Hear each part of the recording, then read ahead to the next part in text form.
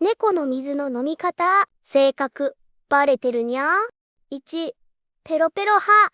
下で静かに飲むタイプ。周り、めっちゃ見とるやろ。2、顔近い派。顔グイッといくやつは、ひげ濡れても気にせん大胆タイプにゃ。